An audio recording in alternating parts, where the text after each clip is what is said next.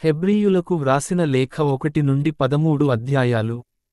అధ్యాయం 1. దేవుడు గతంలో ప్రవక్తల ద్వారా ఎన్నోసార్లు, ఎన్నో విధాలుగా మన పూర్వీకులతో మాట్లాడాడు. 2 అన్నిటిపై తన కుమారుణ్ణి వారసునిగా నియమించాడు. ఆయన ద్వారా ఈ విశ్వాన్ని సృష్టించాడు. ఈ చివరి రోజుల్లో ఆయన ద్వారా మనతో మాట్లాడాడు. 3 కుమారుడు దేవుని మహిమ యొక్క ప్రకాశం. తండ్రి యొక్క ఉనికిలో పరిపూర్ణ ఉనికిగలవాడు. కుమారుడు శక్తివంతమైన తన మాటతో అన్నిటినీ పోషించి సంరక్షిస్తున్నాడు. పాపపరిహారం చేశాక ఈయన పరలోకంలోకి వెళ్ళాడు. అక్కడ మహా తేజస్వి అయిన దేవుని కుడివైపు కూర్చున్నాడు. 4 ఆయన దేవదూతల కన్నా గొప్పవాడు. దానికి తగ్గట్టుగా ఆయన గొప్ప పేరు కూడా వారసత్వంగా పొందాడు. దేవదూతల కన్నా కుమారుడు గొప్పవాడు. 5 ఎందుకంటే దేవుడు ఏ దేవదూతతో కూడా ఈ విధంగా అనలేదు, నీవు నా కుమారుడవు, నేడు నేను నీ తండ్రినయ్యాను. మరొక చోట, నేనతనికి తండ్రినవుతాను, అతడు నా కుమారుడవుతాడు. 6 మరొక చోట, దేవుడు తన మొదటి సంతానాన్ని ఈ ప్రపంచంలోకి తీసుకొని వచ్చినప్పుడు ఈ విధంగా అన్నాడు, దేవదూతలు ఆయన్ని ఆరాధించాలి. 7 దేవదూతల గురించి దేవుడు మాట్లాడుతూ, దేవుడు తన దూతల్ని ఆత్మలుగాను తన సేవకుల్ని అగ్ని జ్వాలల్లా చేస్తాడు. 8 కాని కుమారుని గురించి ఈ విధంగా అన్నాడు, ఓ దేవా, నీ సింహాసనం చిరకాలం ఉంటుంది, నీతి నీ రాజ్యానికి రాజదండంగా ఉంటుంది. 9 నీవు నీతిని ప్రేమించి దుర్నీతిని ద్వేషించావు. అందువల్ల నీ దేవుడు ఆనందమనే నూనెతో నిన్ను అభిషేకించి నీ స్నేహితులందరికన్నా నిన్ను అధికంగా గౌరవించాడు. 10 ఆయనింకా ఈ విధంగా అన్నాడు, ఓ ప్రభూ, ఆదిలో ఈ ప్రపంచానికి నీవు పునాదులు వేశావు, ఆకాశాలను నీ చేతుల్తో సృష్టించావు. 11 అవి నశించిపోతాయి, ఒక వస్త్రంలా పాతబడతాయి, కాని నీవు చిరకాలం ఉంటావు. 12 వాటిని నీవు ఒక వస్త్రంలా మడుస్తావు, వాటిని నీవు దుస్తులు మార్చినట్లు మారుస్తావు, కాని నీవు మాత్రం అలాగే ఉంటావు, నీ సంవత్సరములకు అంతం లేదు. 13 దేవుడు ఏ దేవదూతతోనైనా, నీ శత్రువుల్ని నీ పాదపీఠంగా చేసేవరకు నా కుడివైపు కూర్చో అని ఎన్నడైనా అన్నాడా? 14 ఈ దేవదూతలందరూ సేవ చేయటానికి వచ్చిన ఆత్మలే కదా, రక్షణ పొందే వ్యక్తుల సేవ చేయటానికే గదా దేవుడు వీళ్లను పంపింది. అధ్యాయం 2. జాగ్రత్తపడమని హెచ్చరిక. 1 అందువల్ల మనం విన్న సత్యాలను మనం ముందు కన్నా ఇంకా ఎక్కువ జాగ్రత్తగా పరిశీలించాలి. అప్పుడే మనం వాటికి దూరమైపోము. 2 దేవదూతలు చెప్పిన సందేశంలో సత్యముందని రుజువైంది. ఆ సందేశాన్ని అనుసరించనివానికి, దాన్ని విననివానికి తగిన శిక్ష లభించింది. 3 మరి అటువంటి మహత్తరమైన రక్షణను మనం గమనించకపోతే శిక్ష నుండి ఏ విధంగా తప్పించుకోగలం? ఈ రక్షణను గురించి మొట్టమొదట మన ప్రభువు ప్రకటించాడు. ఆ సందేశాన్ని విన్నవాళ్లు అందులో ఉన్న సత్యాన్ని మనకు వెల్లడి చేశారు. 4 దేవుడు ఎన్నో సూచనల్ని, అద్భుతాల్ని, మహిమల్ని చూపాడు. తన ఇష్టానుసారం పరిశుద్ధాత్మ యొక్క వరాల్ని పంచిపెట్టాడు. తద్వారా ఆ సందేశంలో ఉన్న సత్యాన్ని మనకు రుజువు చేశాడు. యేసు మానవజన్మనెత్తటం. 5 మనం మాట్లాడుతున్న ప్రపంచాన్ని, అంటే రాబోవు ప్రపంచాన్ని దేవుడు తన దూతలకు లోపర్చలేదు. 6 ధర్మశాస్త్రంలో ఒకచోట ఈ విధంగా వ్రాయబడింది, మానవుణ్ణి గురించి నీవాలోచించటానికి అత్రెంతటివాడు, మానవ కుమారుణ్ణి నీవు చూడడానికి అత్రెంతటివాడు. 7 నీవతనికి దేవదూతల కన్నా కొద్దిగా తక్కువ స్థానాన్ని ఇచ్చావు. మహిమ, గౌరవమనే కిరీటాన్ని నీవతనికి తొడిగించి, 8 అన్నిటినీ అతని పాదాల క్రింద ఉంచావు. దేవుడు అన్నిటినీ ఆయన పాదాల క్రింద ఉంచాడు అంటే, ప్రతి ఒక్కటి ఆయన అధికారానికి లోబడి ఉండాలన్నమాట. కాని ప్రస్తుతం అన్ని ఆయన ఆధీనంలో ఉన్నట్లు మనకు కనిపించటం లేదు. 9 యేసు దేవదూతల కన్నా కొంత తక్కువవానిగా చేయబడ్డాడు. అంటే ఆయన మానవులందరి కోసం మరణించాలని దేవుడాయన్ని అనుగ్రహించి ఈ తక్కువ స్థానం ఆయనకు ఇచ్చాడు. యేసు కష్టాలను అనుభవించి మరణించటం వలన మహిమ, గౌరవము అనే కిరీటాన్ని ధరించగలిగాడు. 10 దేవుడు తన కుమారుల్లో చాలామంది తన మహిమలో భాగం పంచుకొనేటట్లు చెయ్యాలని, వాళ్ల రక్షణకు కారకుడైనటువంటి యేసును కష్టాలనుభవింపజేసి, ఆయనలో పరిపూర్ణత కలుగచేశాడు. ఎవరికోసం, ఎవరి ద్వారా, ఈ ప్రపంచం సృష్టింపబడిందో ఆ దేవుడు ఈ విధంగా చేయటం ధర్మమే. యేసు మానవుల్ని పవిత్రం చేస్తాడు. 11 ఆయన పవిత్రం చేసిన ప్రజలు, పవిత్రం చేసే ఆయన ఒకే కుటుంబానికి చెందినవాళ్ళు. అందువలనే వాళ్ళు తన సోదరులని చెప్పుకోవటానికి యేసు సిగ్గుపడటం లేదు. 12 ఆయన ఈ విధంగా అన్నాడు, నిన్ను గురించి నా సోదరులకు తెలియచేస్తాను. సభలో నిన్ను స్తుతిస్తూ పాటలు పాడతాను. 13 మరొక చోట, నేను దేవుణ్ణి నమ్ముతున్నాను. అంతేకాక ఇలా కూడా అన్నాడు, నేను, దేవుడు నాకిచ్చిన సంతానం ఇక్కడ ఉన్నాము. 14 ఆయన, సంతానమని పిలువబడిన వాళ్ళు రక్తమాంసాలుగల ప్రజలు. యేసు వాళ్లలా అయిపోయి వాళ్ల మానవనైజాన్ని పంచుకొన్నాడు. ఆయన తన మరణం ద్వారా మరణంపై అధికారమున్న సాతాన్ను నాశనం చేయాలని ఇలా చేశాడు. 15 తద్వారా జీవితాంతం మరణానికి భయపడి జీవించే వాళ్లకు స్వేచ్ఛ కలిగించాడు. 16 నిజానికి, ఆయన దేవదూతలకు సహాయం చెయ్యాలని రాలేదు. అబ్రాహాము సంతానానికి సహాయం చెయ్యాలని వచ్చాడు. 17 ఈ కారణంగా ఆయన అన్ని విధాల తన సోదరులను పోలి జన్మించవలసి వచ్చింది. ఆయన మహాయాజకుడై తన ప్రజలపై దయ చూపటానికి మానవ జన్మనెత్తాడు. ఆయన ప్రజల పాపాలకు ప్రాయశ్చిత్తం చెయ్యాలని వారిలో ఒకడయ్యాడు. 18 శోధన సమయాల్లో యేసు కష్టాలను అనుభవించాడు. కనుక ఇప్పుడు శోధనలకు గురవుతున్న వాళ్లకు ఆయన సహాయం చేయగలడు. అధ్యాయం 3. యేసు మోషే కన్నా గొప్పవాడు. 1 పరలోక దేవుని పిలుపులో పాలివారైన సోదరులారా, మీరు పవిత్రత గలవాళ్ళు.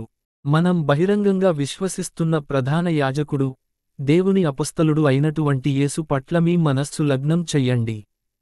2 మోషే దేవుని ఇల్లంతటిలో నమ్మకస్తుడు. అలాగే యేసు కూడా తనను నియమించిన దేవునియందు నమ్మకస్తుడుగా ఉండెను. 3 ఇంటికంటే ఇల్లు కట్టిన వానికి ఎక్కువ గౌరవముంటుంది. అలాగే మోషే కన్నా యేసు ఎక్కువ గౌరవవానికి అర్హుడనిపించుకొన్నాడు. 4 ఎందుకంటే ప్రతి ఇంటిని ఎవరో ఒకడు కడతాడు, కాని దేవుడు అన్నిటినీ నిర్మించాడు. 5 దేవుని ఇల్లంతటిలో మోషే సేవకునిగా విశ్వాసంతో పని చేశాడు. ఆ కారణంగా చాలా కాలం తర్వాత మోషే జరుగబోవు వాటికి సాక్షిగా ఉండెను. 6 కాని క్రీస్తు దేవుని ఇల్లంతటికి నమ్మకస్తుడైన కుమారుడు. మనం అతిశయించే నిరీక్షణ, ధైర్యంను గట్టిగా పట్టుకున్న వారమైతే మనం ఆయన ఇల్లవుతాం. అందువల్ల మనం ఆశిస్తున్న దానికోసం విశ్వాసంతో ధైర్యంగా ఉంటే ఆ ఇంటికి చెందినవాళ్లమవుతాము. దేవుని ప్రజలకు విశ్రాంతి. 7 అందువల్ల పరిశుద్ధాత్మ ఈ విధంగా అంటున్నాడు, ఆనాడు ఎడారిలో మూర్ఖులై మీరాయనకు ఎదురు తిరిగారు. ఆయన సహనాన్ని పరీక్షించారు. కాని నేడు మీరాయన మాట వింటే మీ హృదయాలు కఠినపర్చుకోవద్దు. 9 నేను 40 సంవత్సరాలు చేసినదంతా చూసి కూడా మీ పూర్వీకులు నన్ను, నా సహనాన్ని పరీక్షించారు. 10 ఆ కారణంగానే ఆ ప్రజలంటే నాకు కోపం వచ్చింది. వాళ్ల హృదయాలు పెడదారులు పట్టాయి. నేను చూపిన దారుల్ని వాళ్ళు చూడలేదు అని అన్నాను. 11 అందుకే నా విశ్రాంతిలోనికి వాళ్లను రానివ్వనని కోపంతో ప్రమాణం చేశాను.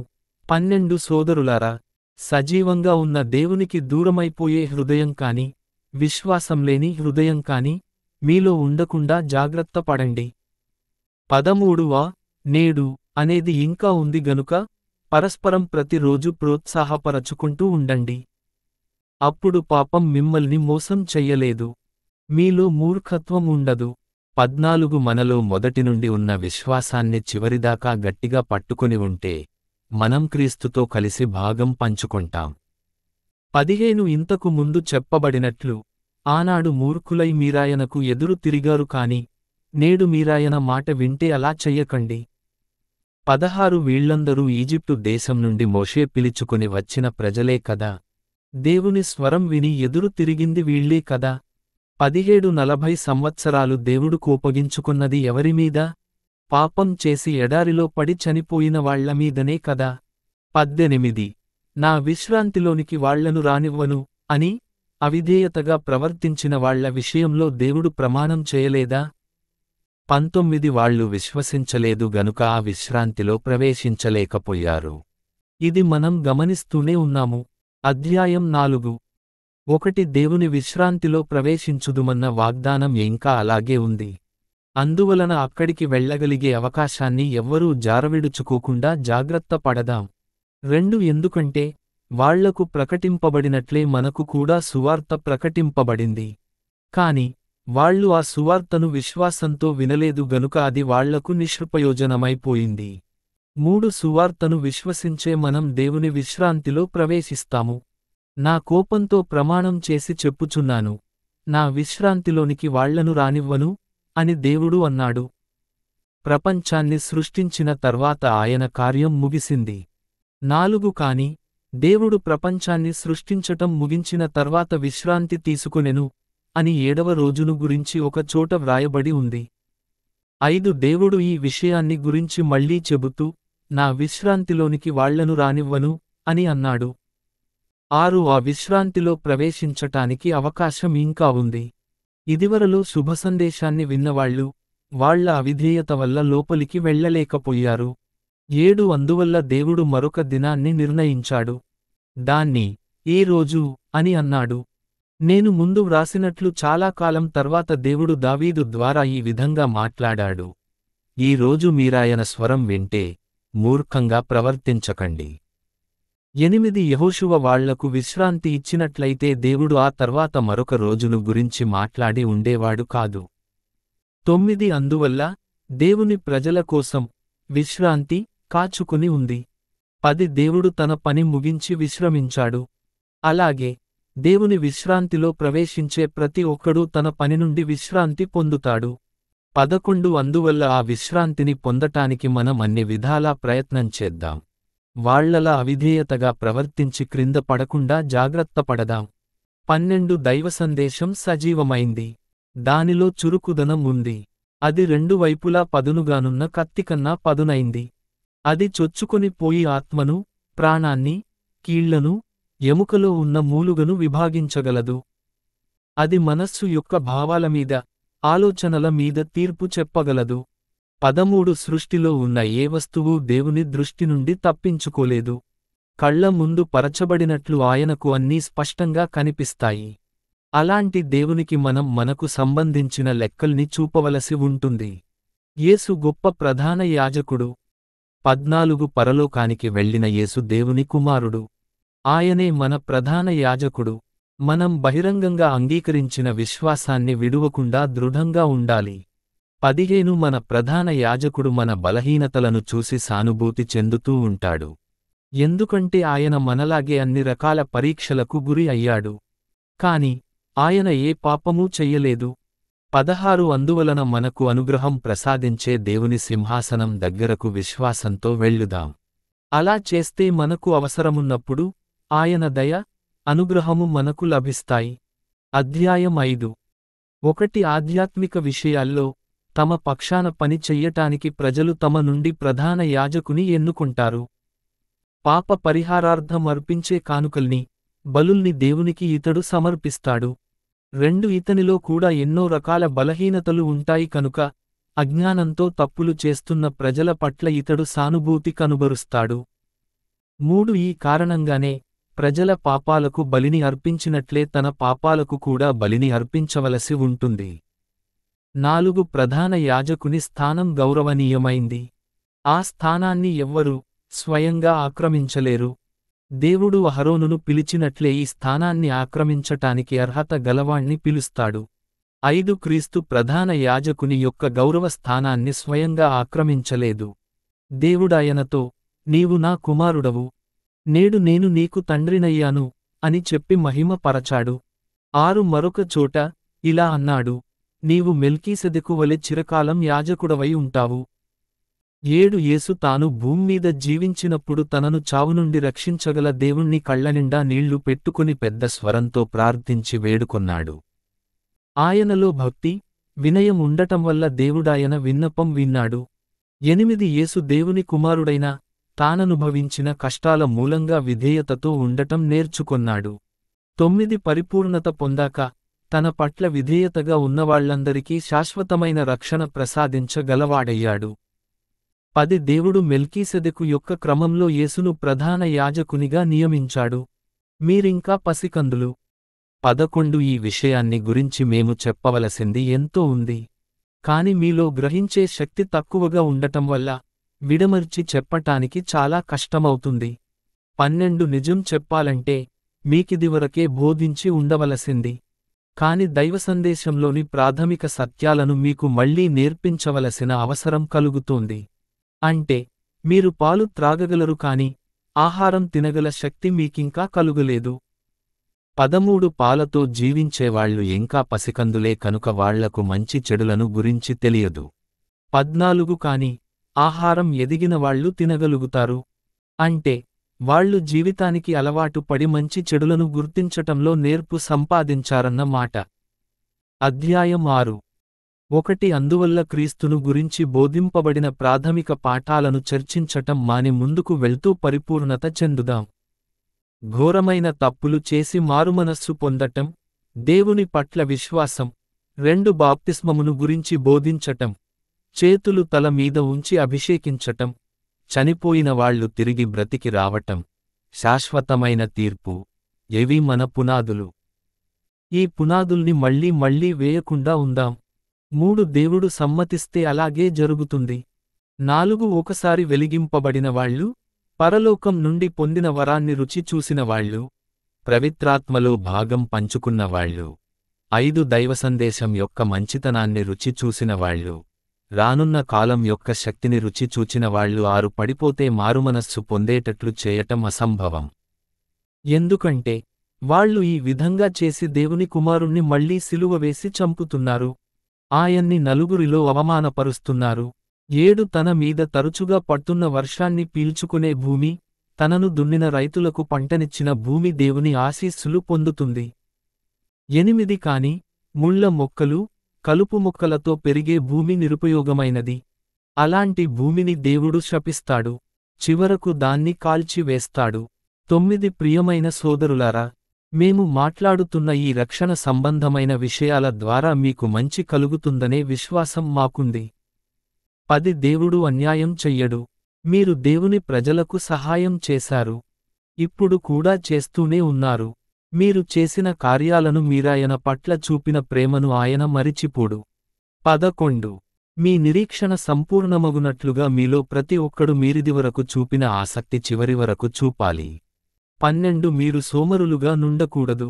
కాని వాగ్దానము చేయబడిన దానిని విశ్వాసము ద్వారా, సహనము ద్వారా పొందిన వారిని అనుసరించండి. 13 దేవుడు అబ్రాహాముతో వాగ్దానం చేసినప్పుడు తనకంటే గొప్పవాడెవ్వడూ లేనందువలన స్వయంగా తన మీదే ప్రమాణం తీసుకుంటూ 14 ఇలా అన్నాడు, నేను నిన్ను తప్పకుండా ఆశీర్వదిస్తాను. నీ సంతతిని అభివృద్ధి పరుస్తాను. 15 అబ్రాహాము ఓర్పుతో కాచుకొన్నాడు. దేవుడు తన వాగ్దానాన్ని నెరవేర్చాడు. 16 ప్రజలు తమకన్నా గొప్పవాళ్ల మీద ప్రమాణం చేస్తారు. ఈ ప్రమాణాలు వివాదాలు సాగనీయకుండా చేసి మాటల్లో మీ సత్యాన్ని దృఢపరుస్తాయి. 17 దేవుడు తన వాగ్దానం విషయంలో తన ఉద్దేశ్యాన్ని మార్చుకోనని వాగ్దానం పొందిన వారసులకు స్పష్టం చేయాలనుకున్నాడు. అందువల్ల ఆ వాగ్దానాన్ని తన మీద ప్రమాణం చేసి దృఢపరిచాడు. 18 అందువల్ల ఈ 2 మార్పు చెందలేవు. వీటి విషయంలో దేవుడు అసత్యమాడలేడు. తానివ్వబోయే వాటికోసం ఆశాభావంతో పరుగెత్తుతున్న వాళ్లకు ప్రోత్సాహం కలగాలని ఈ ప్రమాణం చేశాడు. 19 భద్రతను, దృఢత్వాన్ని కలిగించే ఈ నిరీక్షణ మన ఆత్మలకు లంగరులాంటిది. ఈ నిరీక్షణ తెరవెనుక లోపలి భాగంలో స్థిరముగా ప్రవేశించగలదు. 20 యేసు మన కోసం, మనకన్నా ముందు ఆ తెరలోపలికి వెళ్ళాడు. మెల్కీసెదెకు క్రమంలో యేసు కూడా శాశ్వతంగా ప్రధాన యాజకుడుగా ఉంటాడు. అధ్యాయం 7 మెల్కీసెదెకు 1 ఈ మెల్కీసెదెకు షాలేము రాజు మరియు మహోన్నతుడైన దేవుని యాజకుడు. అబ్రాహాము రాజులను ఓడించి తిరిగి వస్తున్నప్పుడు మెల్కీసెదెకు అతన్ని కలుసుకొని ఆశీర్వదించాడు. 2 అబ్రాహాము తాను జయించిన వాటిలో 10వ వంతు మెల్కీసెదెకుకు ఇచ్చాడు. మొదటిదిగా మెల్కీసెదెకు అనే పదానికి నీతికి రాజు అనే అర్థం. రెండవదిగా షాలేము రాజు అను ఇతని పేరుకు శాంతికి రాజు అనే అర్థం కూడా ఉంది. 3 మెల్కీసెదెకు తల్లిదండ్రులెవరో మనకు తెలియదు. అతని పూర్వీకులెవరో మనకు తెలియదు. అతని బాల్యాన్ని గురించి కాని, అంతిమ రోజుల్ని గురించి కాని మనకు తెలియదు. దేవుని కుమారునివలె అతడు కూడా చిరకాలం యాజకుడుగా ఉంటాడు. 4 మూల పురుషుడైన అబ్రాహాము కూడా తాను జయించిన దానిలో 10వ వంతు అతనికిచ్చాడంటే అతడు ఎంత గొప్పవాడో గ్రహించండి. 5 ఇశ్రాయేలు ప్రజలు అబ్రాహాము వంశానికి చెందినవాళ్ళు, లేవి జాతికి చెందిన యాజకుల సోదరులు. అయినా ధర్మశాస్త్రంలో ఈ లేవి యాజకులు ప్రజలు ఆర్జించిన దానిలో 10వ వంతు సేకరించాలని ఉంది. 6 మెల్కీసెదెకు లేవి జాతికి చెందినవాడు కాకపోయినా అబ్రాహాము నుండి అతని ఆదాయంలో 10వ వంతు సేకరించాడు. దేవుని వాగ్దానాలు పొందిన అతన్ని ఆశీర్వదించాడు. 7 ఆశీర్వదించేవాడు ఆశీర్వాదం పొందే వానికన్నా గొప్ప వాడవటంలో అనుమానం లేదు. 8 ఒకవైపు చనిపోయేవాళ్లు 10వ వంతు సేకరిస్తున్నారు. మరొక వైపు చిరకాలం జీవిస్తాడని లేఖనాలు ప్రకటించిన మెల్కీసెదెకు 10వ వంతు సేకరిస్తున్నాడు. 9 ఒక విధంగా చూస్తే 10వ వంతు సేకరించే లేవి అబ్రాహాము ద్వారా 10వ వంతు చెల్లించాడని చెప్పుకోవచ్చు. 10 ఎందుకంటే మెల్కీసెదెకు అబ్రాహామును కలుసుకున్నప్పుడు లేవి ఇంకా జన్మించలేదు. అతడు తన మూల పురుషుడైన అబ్రాహాములోనే ఉన్నాడు. 11 మోషే ధర్మశాస్త్రంలో లేవి జాతికి చెందిన యాజకుల గురించి వ్రాసాడు.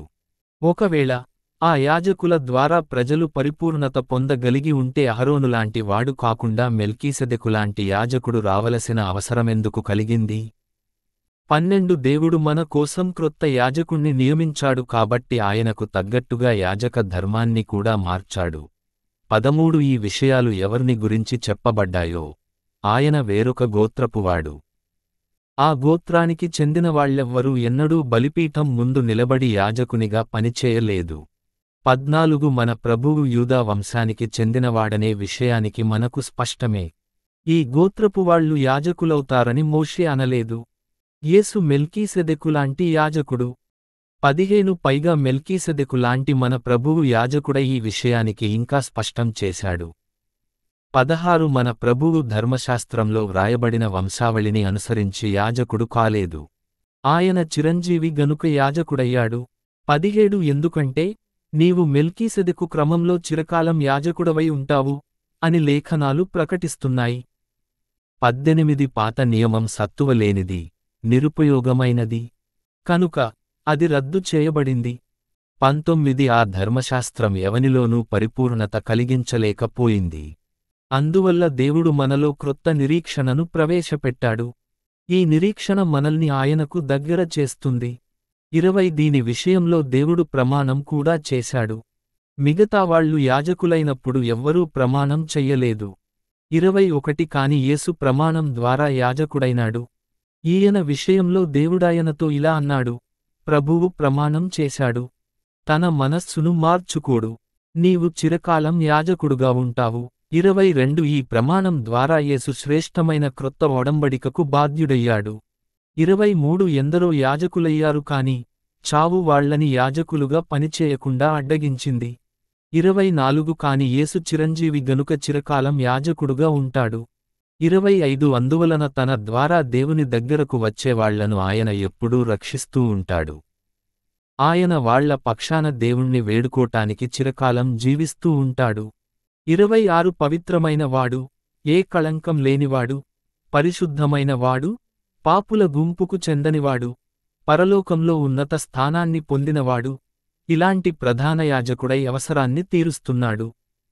27 ఆయన ఇతర ప్రధాన యాజకులవలె తన పాపాల కొరకు గాని, ప్రజల పాపాల కొరకు గాని ప్రతిరోజు బలుల్ని అర్పించవలసిన అవసరం లేదు. ఆయన తనను తానే బలిగా అర్పించుకున్నాడు.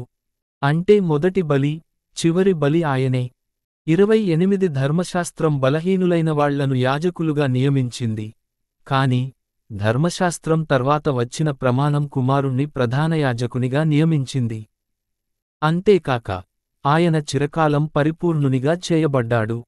అధ్యాయం 8 క్రొత్త ఒడంబడిక. 1 మేము చెబుతున్న దానిలో ముఖ్య అంశం ఏమిటంటే పరలోకంలో మహోన్నతుని సింహాసనానికి కుడివైపు కూర్చోగల అధికారమున్న ప్రధాన యాజకుడు మనకున్నాడు. 2 అంతేకాక ఆయన నిజమైన గుడారంలో, అంటే ప్రభువు నిర్మించిన పరిశుద్ధాలయములో సేవ చేస్తున్నాడు. ఈ గుడారం మానవుడు నిర్మించింది కాదు. 3 కానుకల్ని, బలుల్ని అర్పించటానికి ప్రధాన యాజకుడు నియమించబడతాడు. అందువల్ల ఈయన దగ్గర కూడా అర్పించటానికి ఏదైనా ఉండవలసిన అవసరం ఏర్పడింది. 4 ఈయన భూలోకంలో ఉండినట్లయితే యాజకుడుగా పనిచేసేవాడు కాదు. ఎందుకంటే ధర్మశాస్త్రం ఆదేశించిన విధంగా కానుకలు అర్పించే యాజకులు ఇదివరకే భూలోకంలో ఉన్నారు. 5 వాళ్ళు భూమ్మీదనున్న పరిశుద్ధ స్థలములో సేవ చేస్తూ ఉంటారు. భూలోకంలో ఉన్న ఈ పరిశుద్ధ స్థలము పరలోకంలో ఉన్న దానికి నీడలాంటిది, అంటే ప్రతిబింబం. ఈ కారణంగానే మోషే గుడారాన్ని నిర్మించటానికి మొదలు పెట్టినప్పుడు దేవుడు అతనితో, నేను నీకు కొండమీద చూపించిన విధంగా దాన్ని నిర్మించు అని హెచ్చరించాడు. 6 యేసు మధ్యవర్తిగా ఉండి నియమించిన ఒడంబడిక పాత దానికన్నా ఉత్తమమైనది. అందులో ఉత్తమ వాగ్దానాలున్నాయి. అందువల్ల దేవుడు యేసుకిచ్చిన యాజకత్వము వాళ్ళు చేసే యాజకత్వం పనికన్నా ఉత్తమమైనది. 7 ఎందుకంటే ఒకవేళ మొదటి ఒడంబడికలో ఏ తప్పు లేకపోయినట్లయితే ఇంకొక ఒడంబడిక యొక్క అవసరం ఉండకపోయేది. 8 కాని ప్రభువు ప్రజల పొరపాట్లను కనిపెట్టి వాళ్లతో ఈ విధంగా అన్నాడు, ఇశ్రాయేలు, యూదా ప్రజలతో క్రొత్త ఒడంబడిక చేయవలసిన సమయం వస్తుంది. 9 వాళ్ల ముత్తాతల్ని ఈజిప్టు దేశం నుండి చేయి పట్టుకుని వెలుపలికి పిలుచుకుని వచ్చాను. ఆనాడు వాళ్లతో ఒక ఒడంబడిక చేశాను. నేను మీతో చేయబోతున్న ఒడంబడిక ఆనాటి ఒడంబడికలా ఉండదు. వాళ్ళు నా ఒడంబడిక ప్రకారం నడుచుకోలేదు గనుక వాళ్లను నేను లెక్క చెయ్యలేదు. 10 ఆ తర్వాత ఇశ్రాయేలు ప్రజలతో ఈ విధంగా ఒడంబడిక చేస్తాను, నా నియమాల్ని వాళ్ల మనస్సుల్లో ఉంచుతాను. వాటిని వాళ్ల హృదయాలపై వ్రాస్తాను. నేను వాళ్ల దేవునిగా ఉంటాను, వాళ్ళు నా ప్రజలుగా ఉంటారు. 11 అప్పుడు ప్రభువుని తెలుసుకోమని ప్రక్కింటివానికి గాని తన సోదరునికి గాని బోధించవలసిన అవసరం ఉండదు. ఎందుకంటే ఆ రోజుల్లో అధముడు, గొప్పవాడు అందరూ నన్ను తెలుసుకుంటారు. 12 నేను వాళ్ల దోషాల్ని క్షమిస్తాను, వాళ్ల పాపాల్ని మరచిపోతాను. 13 ఈ ఒడంబడికను క్రొత్త ఒడంబడిక అని పిలవటం వల్ల మొదటిది పాత ఒడంబడిక అయిపోయింది. పురాతనమైనది, శిథిలమైనది త్వరలోనే అదృశ్యమైపోతుంది. అధ్యాయం 9 భూలోక గుడారములో సేవ. 1 సేవా నియమాలను గురించి, మానవ నిర్మితమైన గుడారమును గురించి మొదటి ఒడంబడికలో వ్రాయబడి ఉంది. 2 గుడారం వేసి మొదటి గదిని సిద్ధం చేసేవాళ్లు. ఆ గదిలో ఒక దీపస్తంభం, ఒక బల్ల, ప్రతిష్ఠించబడిన రొట్టె ఉంచేవాళ్లు. ఈ గదిని పవిత్ర స్థానమని పిలిచేవాళ్లు. 3 మరొక తెరవేసి రెండవ గదిని సిద్ధం చేసేవాళ్లు. దీన్ని అతి పవిత్ర స్థానమని పిలిచేవాళ్లు. 4 ఇక్కడ బంగారు ధూపవేదిక మరియు బంగారు రేకుచేత కప్పబడిన ఒడంబడిక మందసము ఉండేవి. ఈ మందసంలో మన్నా ఉంచబడిన బంగారు గిన్నె, చిగురు వేసిన అహరోను చేతికర్ర, ఒడంబడిక పలకలు ఉండేవి. 5 ఈ మందసం మీద కరుణాపీఠం ఉండేది. దానికి ఇరువైపులా దేవదూతలు ఉండేవారు. వారి రెక్కలు ఆ కరుణాపీఠాన్ని కప్పి ఉంచేవి. కాని వీటిని గురించి ప్రస్తుతం వివరంగా చర్చించలేము. 6 అన్నీ ఈ విధంగా అమర్చబడిన తర్వాత యాజకులు నియమానుసారం ముందున్న గదిలోకి ప్రవేశించి సేవ చేసేవాళ్లు. 7 కాని ప్రధాన యాజకుడు మాత్రమే సంవత్సరానికి ఒకసారి అతిపరిశుద్ధ స్థలంలోకి రక్తంతో ప్రవేశించేవాడు. తన పక్షాన, అజ్ఞానంతో పాపాలు చేసిన ప్రజల పక్షాన తప్పకుండా రక్తాన్ని తెచ్చి దేవునికి అర్పించేవాడు. 8 అంటే మొదటి గది ఉన్నంతకాలం అతి పవిత్ర స్థానానికి ప్రవేశం కలుగదని పరిశుద్ధాత్మ తెలియజేస్తున్నాడు. 9 ఇది ప్రస్తుత కాలాన్ని సూచిస్తోంది. అంటే కానుకలు, బలులు అర్పించటం వల్ల యాజకుని అంతరాత్మ పరిశుద్ధం కాదని పరిశుద్ధాత్మ సూచిస్తున్నాడు. 10 ఇవి కేవలం అన్నపానాలకు పలురకాల పరిశుద్ధ స్నానాలకు సంబంధించిన ఆచారాలు. క్రొత్త క్రమం వచ్చేదాకా ఈ బాహ్య నియమాలు వర్తిస్తాయి. యేసు రక్తం. 11 దేవుడు చేసిన మంచి పనులు సాగించటానికి క్రీస్తు ప్రధాన యాజకుడై పరలోకంలోని గుడారానికి వెళ్ళాడు. ఆ గుడారం చాలా పెద్దది, శ్రేష్టమైనది. అది మానవుడు నిర్మించింది కాదు. 12 ఆయన మేకల రక్తం ద్వారా, దూడల రక్తం ద్వారా ఆ గుడారంలోకి వెళ్ళలేదు. తన స్వంత రక్తంతో అతి పవిత్రమైన ఆ స్థలాన్ని శాశ్వతంగా ప్రవేశించి, మనకు శాశ్వతమైన రక్షణ కలిగించాడు. 13 మేకల రక్తాన్ని, ఎద్దుల రక్తాన్ని, దూడలను కాల్చిన బూడిదను, అపవిత్రంగా ఉన్నవాళ్లపై ప్రోక్షించి, వాళ్లను పవిత్రం చేసేవాళ్లు. ఇలా చేయటం వల్ల వాళ్ళు బాహ్యంగా మాత్రమే పవిత్రులవుతారు. 14 కాని నిష్కళంకుడైన యేసు శాశ్వతమైన తన ఆత్మను దేవునికి అర్పించుకొన్నాడు. తద్వారా క్రీస్తు రక్తం మన చెడు అంతరాత్మల్ని కూడా పరిశుద్ధం చేస్తోంది. మనము సజీవుడైన దేవుణ్ణి ఆరాధించాలని ఆయనీ విధంగా చేశాడు. 15 ఈ కారణంగా క్రీస్తు క్రొత్త ఒడంబడికకు మధ్యవర్తి అయ్యాడు. ఈయన దేవుడు పిలిచిన వాళ్లకు దేవుడు వాగ్దానం చేసిన శాశ్వత వారసత్వం లభించేటట్లు చేస్తాడు. మొదటి ఒడంబడిక చెలామణిలో ఉండగా ప్రజలు చేసిన పాపాలకు తన ప్రాణాన్ని వెలగా చెల్లించి వాళ్లకు స్వేచ్ఛ కలిగించాడు. 16 వీలునామా చెలామణిలోకి రావాలంటే దాన్ని వ్రాసిన వ్యక్తి యొక్క మరణాన్ని నిరూపించటం అవసరం. 17 ఎందుకంటే వ్రాసిన వాడు మరణిస్తే వీలునామా చెలామణిలోకి వస్తుంది. వీలునామా వ్రాసినవాడు జీవిస్తుంటే అది ఎలా చెలామణిలోకి వస్తుంది? 18 ఈ కారణంగానే మొదటి ఒడంబడిక కూడా రక్తాన్ని ఉపయోగించకుండా చెలామణి కాలేకపోయింది. 19 ధర్మశాస్త్రంలో ఉన్న నియమాల్ని మోషే ప్రజలకు ప్రకటించిన తర్వాత దూడల రక్తాన్ని నీళ్లలో కలిపి ఆ మిశ్రమాన్ని హిస్సోపు చెట్ల కొమ్మలతో సింధూర వర్ణముగుల గొర్రె బొచ్చుతో ధర్మశాస్త్ర గ్రంథం మీద ప్రజల మీద చల్లాడు. 20 ఆ తర్వాత మోషే వాళ్లతో దేవుడు తన ఒడంబడికను ఆచరించమని ఆజ్ఞాపించి ఈ ఒడంబడిక రక్తాన్ని మీకిచ్చాడు అని అన్నాడు. 21 అదే విధంగా అతడు గుడారం మీద సేవా సామాగ్రి మీద ఆ రక్తాన్ని ప్రోక్షించాడు.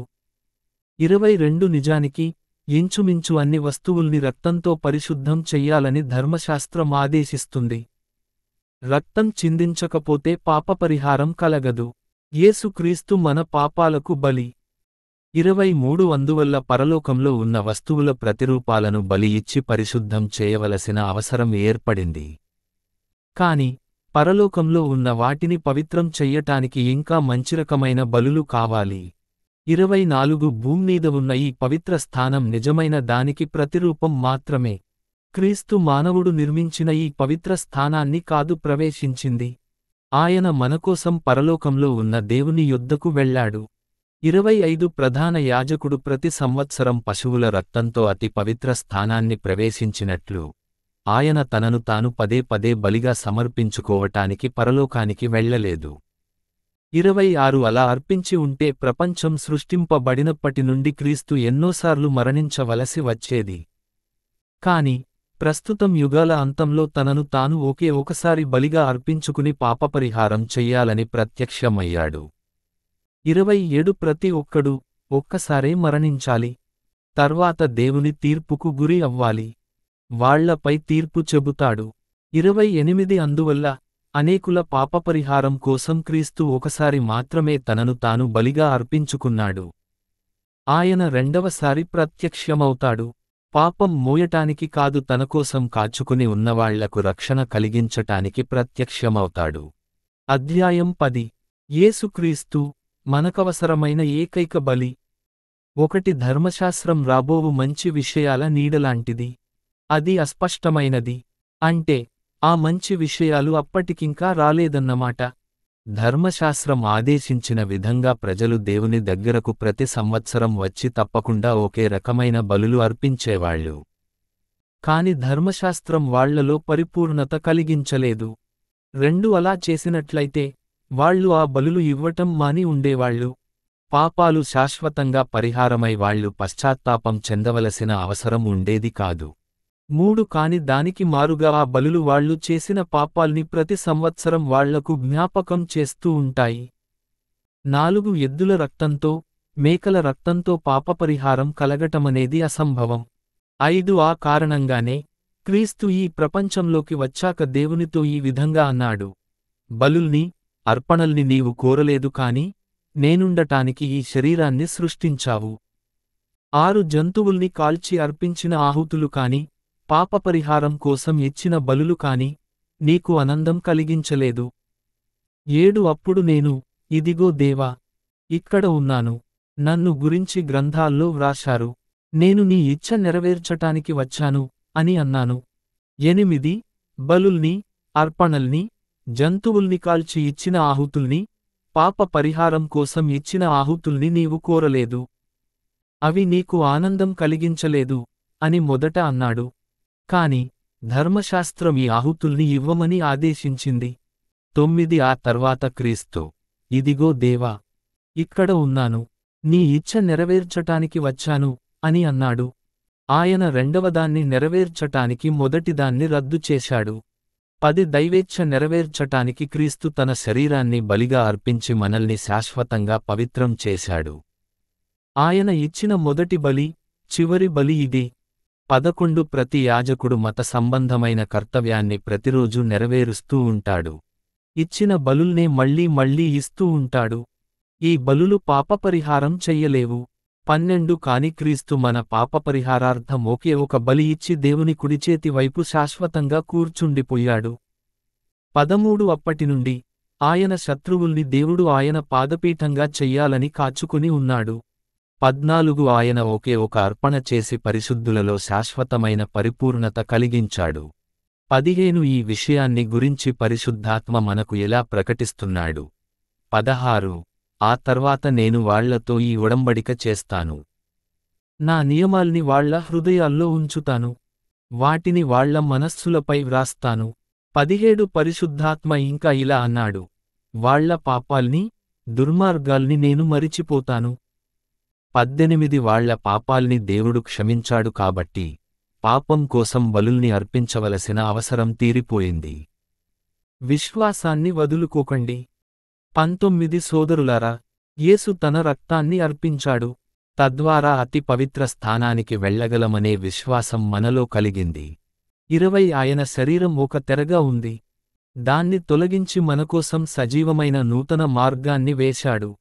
21 అంతేకాక ఆ ప్రధాన యాజకుడు మన దేవాలయంపై అధికారిగా పనిచేస్తున్నాడు.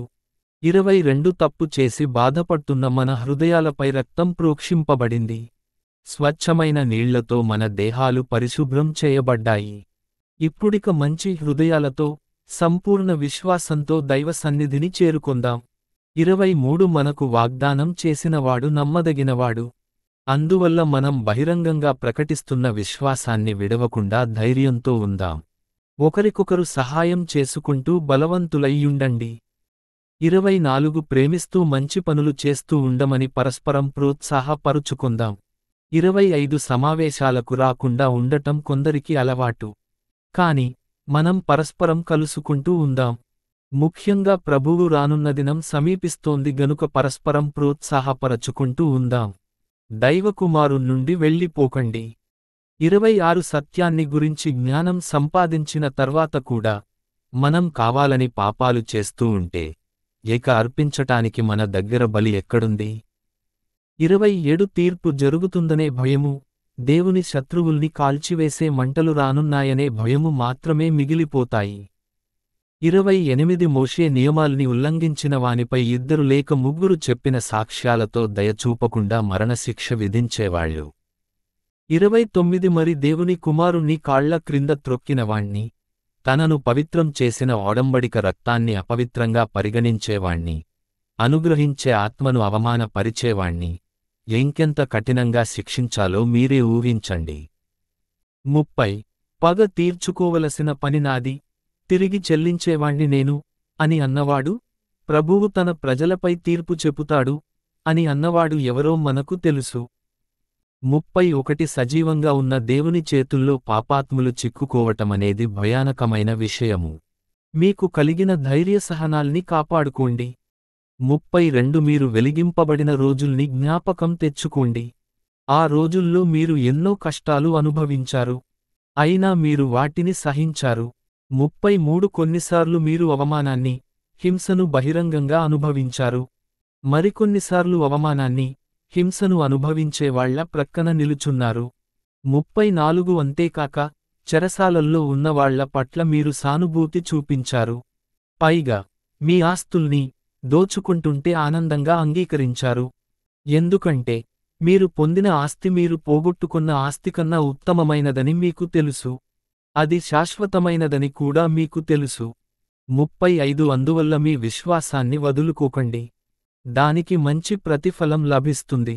36 మీరు పట్టుదలతో ఉండాలి. దైవేచ్ఛ ప్రకారం నడుచుకోవాలి. ఆ తర్వాత దేవుడు తాను వాగ్దానం చేసిన దాన్ని ప్రసాదిస్తాడు. 37 ఎందుకంటే త్వరలోనే వస్తున్నాడు, వస్తాడు, ఆలస్యం చెయ్యడు.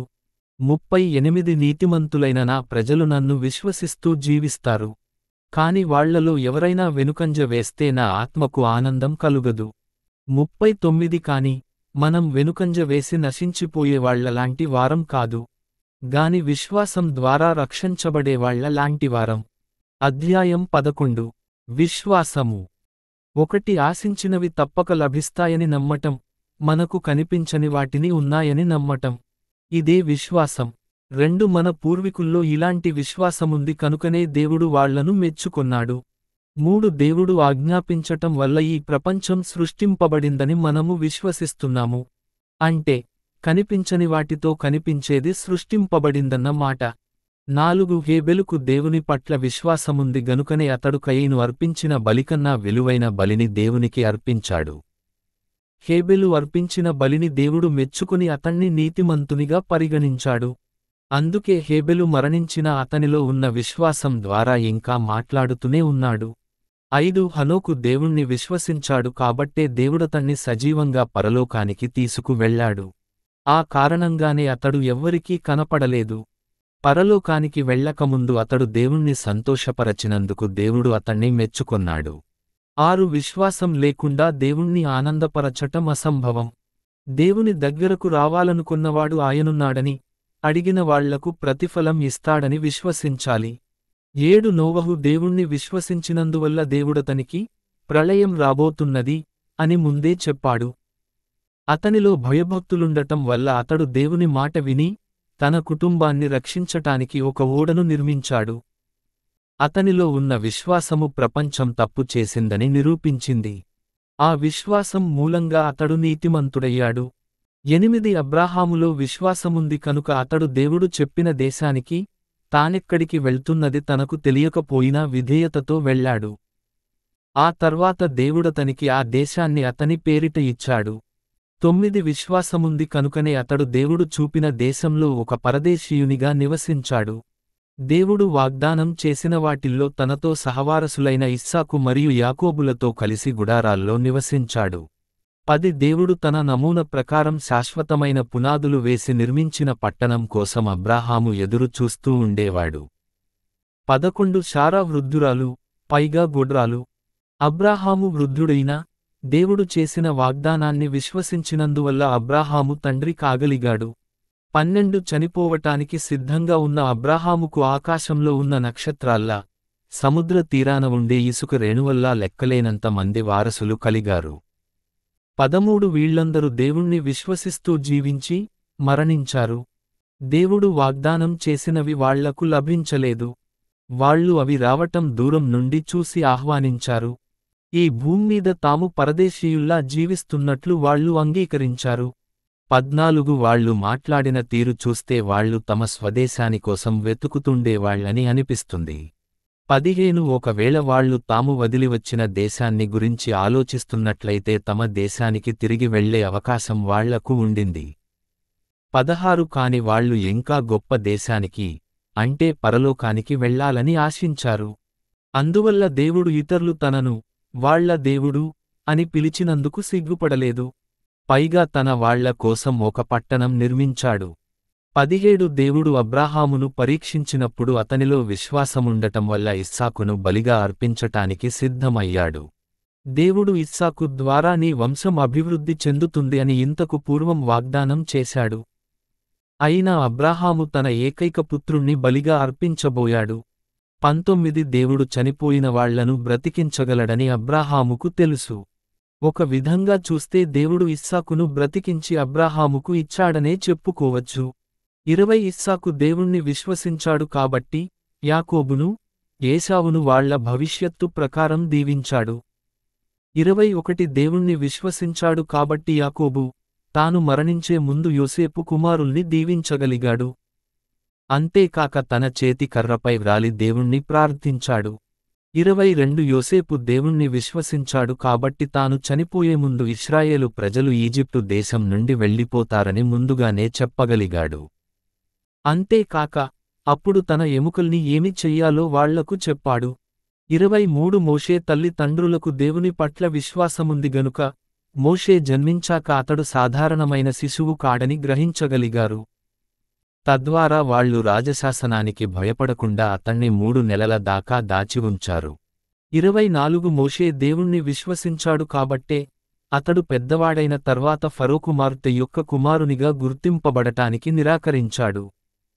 25 పాపం ద్వారా లభించే సుఖాల్ని కొద్దికాలం అనుభవించటానికన్నా దేవుని ప్రజలతో సమానంగా కష్టాలను అనుభవించటానికి అతడు సిద్ధమయ్యాడు. 26 అతడు ప్రతిఫలం కోసం ఎదురు చూస్తూ ఉండేవాడు కనుక ఈజిప్టులోని ఐశ్వర్యానికన్నా క్రీస్తు కొరకు అవమానం భరించటం ఉత్తమమని భావించాడు. 27 మోషే దేవుణ్ణి విశ్వసించాడు కనుక అతడు రాజు యొక్క ఆగ్రహానికి భయపడకుండా ఈజిప్టు దేశాన్ని వదిలి వెళ్ళిపోయాడు. అదృశ్యంగా ఉన్నవాణ్ణి చూసినట్లు అతడు భావించటం వల్ల అతని పట్టుదల పెరిగింది. 28 అతడు దేవుణ్ణి విశ్వసించటం మూలంగానే పస్కా పండుగను, రక్తాన్ని ద్వారాలపై ప్రోక్షించాలనే ఆచారాన్ని నియమించాడు. మృత్యు దూత ఇశ్రాయేలు ప్రజల మొదటి సంతానాన్ని తాకరాదని ఈ ఆచారం నియమించాడు. 29 దేవుణ్ణి విశ్వసించినందుకే ప్రజలు సముద్రంలో ఏర్పడిన ఆరిన నేల మీద నడిచారు. కాని ఈజిప్టు దేశస్థులు అలా చెయ్యాలని ప్రయత్నించి సముద్రంలో మునిగిపోయారు. 30 ప్రజలు యెరికో కోట చుట్టూ 7 రోజులు విశ్వాసంతో తిరగటం వల్ల ఆ కోట గోడలు పడిపోయాయి. 31 దేవుణ్ణి విశ్వసించటం వల్లనే వేశ్య అయినటువంటి రాహాబు యెహోషువ పంపిన గూఢచారులకు తన ఇంట్లో ఆతిథ్యమిచ్చింది. ఆ కారణంగానే అవిశ్వాసులతో సహా ఆమె మరణించలేదు. 32 ఇంకేం చెప్పమంటారు? గిద్యోనును గురించి, బారాకును గురించి, సంసోనును గురించి, యెఫ్తాను గురించి, దావీదును గురించి, సమూయేలును గురించి మరియు ప్రవక్తల గురించి చెప్పటానికి నాకు వ్యవధి లేదు. 33 వీళ్లు దేవుణ్ణి విశ్వసించటం వల్ల రాజ్యాలు జయించారు, న్యాయాన్ని స్థాపించారు, దేవుడు వాగ్దానం చేసినదాన్ని పొందారు, సింహాల నోళ్లు మూయించారు, 34 భయంకరమైన మంటల్ని ఆర్పివేశారు, కత్తిపోట్ల నుండి తమను తాము రక్షించుకొన్నారు. వాళ్ల బలహీనత బలంగా మారిపోయింది. వాళ్లు యుద్ధాలలో గొప్ప శక్తి కనబరుస్తూ పరదేశ సైన్యాలను ఓడించారు. 35 దేవుణ్ణి విశ్వసించటం వల్లనే కొందరు స్త్రీలు చనిపోయిన తమవాళ్లను తిరిగి సజీవంగా పొందారు. కొందరు చావునుండి బ్రతికి వచ్చాక ఉత్తమ జీవితం గడపాలనే ఉద్దేశ్యముతో చిత్రహింసల నుండి విడుదల కోరలేదు. 36 భక్తిహీనులు వీళ్లలో కొందరిని పరిహాసం చేస్తూ కొరడా దెబ్బలు కొట్టారు.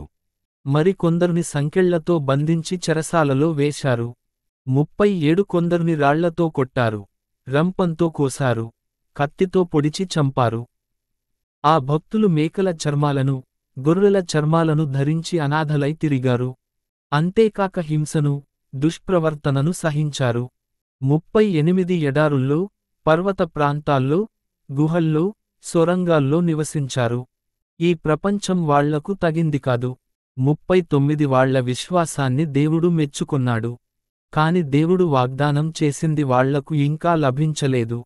40 దేవుడు మనకివ్వటానికి ఉత్తమమైనదాన్ని దాచి ఉంచాడు. మనతో కలిసి మాత్రమే వాళ్లకు పరిపూర్ణత కలగాలని ఇలా చేశాడు. అధ్యాయం 12 కుమారులు, క్రమశిక్షణ 1 అందువల్ల మన పక్షాన కూడా ఇందరు సాక్షులున్నారు గనుక మన దారికి అడ్డం వచ్చిన వాటన్నిటిని తీసిపారవేద్దాం. మనల్ని అంటుకుంటున్న పాపాల్ని వదిలించుకుందాం. మనం పరుగెత్తవలసిన పరుగు పందెంలో పట్టుదలతో పరుగెడదాం. 2 మన దృష్టిని యేసుపై ఉంచుదాం. మనలో విశ్వాసం పుట్టించినవాడు, ఆ విశ్వాసంతో పరిపూర్ణత కలుగచేయువాడు ఆయనే. తనకు లభింపనున్న ఆనందం కోసం ఆయన సిలువను భరించాడు. సిలువను భరించినప్పుడు కలిగిన అవమానాల్ని ఆయన లెక్క చెయ్యలేదు. ఇప్పుడాయన దేవుని సింహాసనానికి కుడివైపున కూర్చొని ఉన్నాడు. 3 పాపాత్ములు తనపట్ల కనబరచిన ద్వేషాన్ని ఆయన ఏ విధంగా సహించాడో జాగ్రత్తగా గమనించండి. అప్పుడు మీరు అలిసిపోకుండా, ధైర్యం కోల్పోకుండా ఉంటారు. దేవుడు తండ్రిలాంటివాడు. 4 మీరు పాపంతో చేస్తున్న యుద్ధంలో రక్తం చిందించవలసిన అవసరం ఇంతవరకు కలుగలేదు. 5 మిమ్మల్ని కుమారులుగా భావించి చెప్పిన ప్రోత్సాహకరమైన ఈ సందేశాన్ని పూర్తిగా మరిచిపోయారు. నా కుమారుడా, ప్రభువు విధించిన క్రమశిక్షణను చులకన చెయ్యకు. నీ తప్పు ప్రభువు సరిదిద్దినప్పుడు నిరుత్సాహపడకు. 6 ఎందుకంటే ప్రభువు తనను ప్రేమించిన వాళ్లనే శిక్షిస్తాడు. అంతేకాక తన కుమారునిగా అంగీకరించిన ప్రతి ఒక్కణ్ణి శిక్షిస్తాడు. 7 కష్టాల్ని శిక్షణగా భావించి ఓర్చుకోండి. దేవుడు మిమ్మల్ని తన కుమారులుగా చూసుకుంటాడు. తండ్రి నుండి శిక్షణ పొందని కుమారుడెవడున్నాడు? 8 మీకు శిక్షణ లభించకపోతే మీరు దేవుని నిజమైన కుమారులు కారన్న మాట. ప్రతి ఒక్కడూ క్రమశిక్షణ పొందుతాడు. 9 మన తండ్రులు మనకు శిక్షణనిచ్చారు. ఆ కారణంగా వాళ్లను మనం గౌరవించాము. మరి అలాంటప్పుడు మన ఆత్మలకు తండ్రి అయిన వానికి ఇంకెంత గౌరవమివ్వాలో ఆలోచించండి. 10 మన తల్లిదండ్రులు వాళ్లకు తోచిన విధంగా కొద్దికాలం పాటు మనకు క్రమశిక్షణనిచ్చారు. కాని దేవుడు మన మంచి కోసం, ఆయన పవిత్రతలో మనం భాగం పంచుకోవాలని మనకు శిక్షణనిచ్చాడు. 11 శిక్షణ పొందేటప్పుడు బాధగానే ఉంటుంది. ఆనందంగా ఉండదు. కాని ఆ తర్వాత శిక్షణ పొందినవాళ్లు నీతి, శాంతి అనే ఫలం పొందుతారు. నీవు ఎలా జీవిస్తున్నావో జాగ్రత్తగా ఉండు. 12 అందువల్ల మీ బలహీనమైన చేతుల్ని, వణకుతున్న మోకాళ్లను శక్తివంతం చేసుకోండి. 13 మీరు నడిచే దారుల్ని సమంగా చేసుకోండి. అప్పుడు ఆ దారులు కుంటివాళ్లకు ఆటంకం కలిగించటానికి మారుగా సహాయపడతాయి. 14 అందరి పట్ల శాంతి కనబరుస్తూ జీవించటానికి ప్రయత్నించండి. పవిత్రంగా జీవించండి. పవిత్రత లేకుండా ఎవ్వరూ ప్రభువును చూడలేరు. 15 ఒక్కరు కూడా దైవానుగ్రహానికి దూరం కాకుండా జాగ్రత్తపడండి. 16 వ్యభిచారం చెయ్యకండి. ఒక పూట భోజనం కోసం జ్యేష్ఠపుత్రునిగా తన హక్కుల్ని అమ్మివేసిన ఏశావు వలె భక్తిహీనులై జీవించకండి. 17 ఏశావు ఆ తర్వాత ఆ ఆశీర్వాదం పొందాలని కోరినప్పుడు దేవుడు నిరాకరించిన విషయానికి మీకు తెలుసు. అతడు ఆ ఆశీర్వాదాన్ని పొందాలని పశ్చాత్తాపం చెందుతూ కన్నీళ్లు పెట్టుకొన్నాడు. కాని లాభం కలుగలేదు. 18 తాకగల పర్వతం దగ్గరకు మీరు రాలేదు. అగ్నిజ్వాలలతో మండుతున్న పర్వతం దగ్గరకు మీరు రాలేదు. కారు మబ్బులు, చీకటి, తుఫాను కమ్ముకొన్న పర్వతం దగ్గరకు మీరు రాలేదు. 19 ఆ పర్వతం నుండి బూరధ్వని, మాట్లాడుతున్న కంఠధ్వని వినటానికి రాలేదు. ఆ కంఠం విన్నవాళ్లు భయపడి వినడానికి నిరాకరించారు. 20 ఎందుకంటే ఆ పర్వతాన్ని ఒక జంతువు తాకినా ఆ జంతువును రాళ్లతో కొట్టాలి అని ఆ స్వరం ఆజ్ఞాపించింది. ఈ ఆజ్ఞను వాళ్లు భరించలేకపోయారు. 21 ఆ దృశ్యము ఎంత భయంకరంగా ఉందంటే మోషే, నేను భయంతో వణికిపోతున్నాను అని అన్నాడు. 22 కాని మీరు సీయోను పర్వతం దగ్గరకు వచ్చారు. ఇదే పరలోకపు యెరూషలేము, సజీవుడైన దేవుని నగరం. ఆనందంతో సమూహమైన వేలకొలది దేవదూతల దగ్గరకు మీరు వచ్చారు. 23 మొట్టమొదట జన్మించిన వాళ్ల సంఘానికి మీరు వచ్చారు. వీళ్ల పేర్లు పరలోకంలో వ్రాయబడి ఉన్నాయి. మానవుల న్యాయాధిపతి అయిన దేవుని దగ్గరకు మీరు వచ్చారు. దేవుడు పరిపూర్ణత కలిగించిన నీతిమంతుల ఆత్మల దగ్గరకు మీరు వచ్చారు. 24 క్రొత్త ఒడంబడికకు మధ్యవర్తి అయిన యేసు దగ్గరకు మీరు వచ్చారు. హేబేలు రక్తానికన్నా ఉత్తమ సందేశాన్నిచ్చే, ప్రోక్షింపబడే రక్తం దగ్గరకు మీరు వచ్చారు. 25 జాగ్రత్త, మనతో మాట్లాడుతున్న ఆయన్ని నిరాకరించకండి. ఆయన ఇహలోకానికి వచ్చి పలికిన మాటల్ని ఆనాటి వాళ్లు నిరాకరించారు. తద్వారా ఆయన ఆగ్రహం నుండి తప్పించుకోలేకపోయారు. మరి ఆయన పరలోకం నుండి పలికే మాటల్ని నిరాకరిస్తే ఆయన ఆగ్రహం నుండి ఎలా తప్పించుకొనగలము? 26 ఆనాడు ఆయన కంఠం భూకంపం కలిగించింది. కాని ఇప్పుడు ఆయన, నేను భూమినే కాక ఆకాశాన్ని కూడా మరొక్కసారి కదిలిస్తాను అని వాగ్దానం చేశాడు. 27 మరొక్కసారి అన్న పదాలు కదిలే వాటిని, అంటే సృష్టింపబడ్డ వాటిని నాశనం చేస్తాడని సూచిస్తున్నాయి. కదలనివి అలాగే ఉండిపోతాయి. 28 ఎవ్వరూ కదిలించలేని రాజ్యం మనకు లభింపనున్నది కనుక దేవునికి మనము కృతజ్ఞులమై ఉందాం. ఆయన్ని భయభక్తులతో, ఆయనకు ఇష్టమైన విధంగా ఆరాధించుదాము. 29 ఎందుకంటే మన దేవుడు మండుచున్న అగ్నిలాంటివాడు. అధ్యాయం 13 చివరి మాటలు. 1 పరస్పరం సోదరుల్లా జీవించండి. 2 తెలియని వాళ్లకు ఆతిథ్యమివ్వండి. కొందరు ఇలా చేసి తమకు తెలియకుండానే దేవదూతలకు ఆతిథ్యమిచ్చారు. 3 చెరసాలల్లో ఉన్నవాళ్లను, మీరు వాళ్లతో సహా ఉన్నట్లు భావించి జ్ఞాపకం చేసుకోండి. అదేవిధంగా కష్టాలనుభవిస్తున్న వాళ్లను, మీరు వాళ్లతో సహా కష్టాలనుభవిస్తున్నట్లు భావించి జ్ఞాపకం చేసుకోండి. 4 వివాహాన్ని అందరూ గౌరవించాలి. వివాహ పాన్పును నిష్కళంకంగా ఉంచాలి. వ్యభిచారుల్ని, వివాహితులతో లైంగిక సంబంధాలను పెట్టుకున్న వాళ్లను దేవుడు శిక్షిస్తాడు. 5 ధనాశ లేకుండా జీవితాలు గడపండి. మీ దగ్గరున్నదానితో సంతృప్తి చెందండి. ఎందుకంటే దేవుడు ఈ విధంగా అన్నాడు, నేను నిన్ను ఎన్నటికీ విడువను, నిన్నెన్నటికీ ఒంటరివాణ్ణి చెయ్యను. 6 అందువల్ల మనం దృఢ విశ్వాసంతో, ప్రభువు నా రక్షకుడు, నాకే భయం లేదు, మానవుడు నన్నేమి చెయ్యగలడు అని అంటున్నాము. 7 మీకు దైవసందేశాన్ని ఉపదేశించిన గురువుల్ని జ్ఞాపకముంచుకోండి. వాళ్ల జీవిత విధానం వలన కలిగిన మంచిని గమనించండి. వాళ్ల విశ్వాసాన్ని అనుసరించండి. 8 నిన్న, నేడు, నిరంతరం యేసుక్రీస్తు ఒకే విధంగా ఉంటాడు. 9 ఎన్నో రకాల విచిత్రమైన బోధలు ఉన్నాయి. వాటివల్ల మోసపోకండి. దైవానుగ్రహంతో మన హృదయాలు శక్తి పొందాలి గాని ఆహారంతో కాదు. ఆహార నియమాల వల్ల వాళ్లకు లాభం కలుగదు. 10 యూదుల గుడారంలో సేవచేసే యాజకులకు మన బలిపీఠం మీద బలి ఇచ్చిన దాన్ని తినే అధికారం లేదు. 11 పాపాలకు ప్రాయశ్చిత్తంగా అర్పించటానికి ప్రధాన యాజకుడు జంతువుల రక్తాన్ని అతి పవిత్ర స్థానంలోకి తీసుకు వెళ్లేవాడు. ఆ జంతువుల దేహాల్ని శిబిరానికి ఆవలి వైపు కాల్చేవాడు. 12 మనుష్యుల్ని తన రక్తంతో పవిత్రం చెయ్యాలని యేసు నగరపు సింహద్వారానికి ఆవల మరణించాడు. 13 అందువల్ల శిబిరం వెలుపలనున్న ఆయన దగ్గరకు వెళ్లి ఆయన అవమానాన్ని పంచుకుందాం.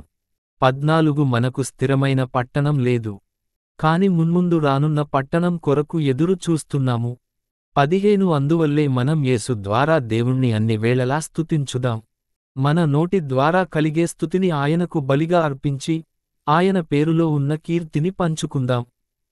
16 ఇతరులకు ఉపకారం చెయ్యండి. మీకున్నదాన్ని ఇతరులతో పంచుకోండి. ఇలాంటి పనులు దేవునికి చాలా ఇష్టం. 17 మీ నాయకుల పట్ల విధేయతగా ఉంటూ, వాళ్ళు చెప్పినట్లు చెయ్యండి. మీ ఆత్మల్ని కాపాడవలసిన పని వాళ్లది. వాళ్ళు దేవుని ముందు లెక్క చెప్పవలసి ఉంటుంది.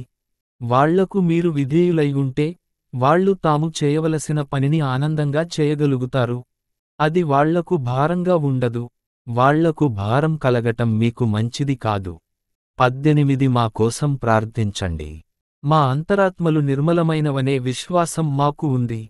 మేము అన్ని విధాలా గౌరవప్రదంగా జీవించాలనుకుంటున్నాము. 19 నేను ముఖ్యంగా వేడుకునేదేమిటంటే, నేను త్వరలోనే మిమ్మల్ని కలుసుకోవాలని దేవుణ్ణి ప్రార్థించండి. 20 శాంతిని స్థాపించే దేవుడు, గొర్రెల గొప్ప కాపరి అయిన మన యేసు ప్రభువును తిరిగి బ్రతికించాడు.